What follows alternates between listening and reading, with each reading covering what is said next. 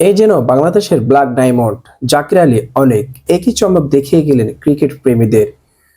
West ইন্ডিজকে double ধোলাই করে বাংলাদেশের record. টি-টোয়েন্টিতে বরাবরই বেশ শক্তিশালী ওয়েস্ট ইন্ডিজ। এই ফরম্যাটে দুইবার বিশ্বকাপ জয়ের কৃতিত্ব আছে দেশটির।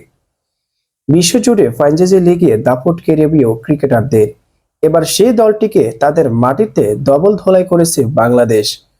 ওয়েস্ট ইন্ডিজকে ৩-০তে টি-টোয়েন্টি সিরিজে হারিয়েছে বাংলাদেশ, আর তাতে রেকর্ড গড়া হয়েছে বাংলাদেশের।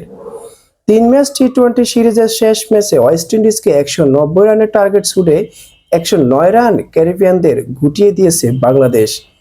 বাংলাদেশ ম্যাচ জয় পেয়েছে ৮০ রানের বিশাল ব্যবধানে, যা টি-টোয়েন্টিতে আইসিসি পূর্ণ সদস্য দেশগুলোর বিপক্ষে বাংলাদেশের সবচেয়ে বড় জয়। এর আগে গত মার্চে চট্টগ্রামে আয়ারল্যান্ডের বিপক্ষে ৭৭ রানে জিতেছিল বাংলাদেশ। টেস্ট খেলুড়ে কোনো দেশের বিপক্ষে সেটি ছিল সবচেয়ে বড় জয়। এবার সেই রেকর্ডটিকেও ছাড়িয়ে গেছে বাংলাদেশ। তাছাড়া ক্যারিবীয়দের বিপক্ষে এটা সবচেয়ে বড় জয় বাংলাদেশের। এর আগে মিরপুরে ২০১৮ সালে ওয়েস্ট ইন্ডিজকে বাংলাদেশে হারিয়েছিল ৩৬ রানে। সেটাই এতদিন ছিল ক্যারিবীয়দের বিপক্ষে সবচেয়ে বড় জয়, যা এবার ছাড়িয়ে গেছে বাংলাদেশ।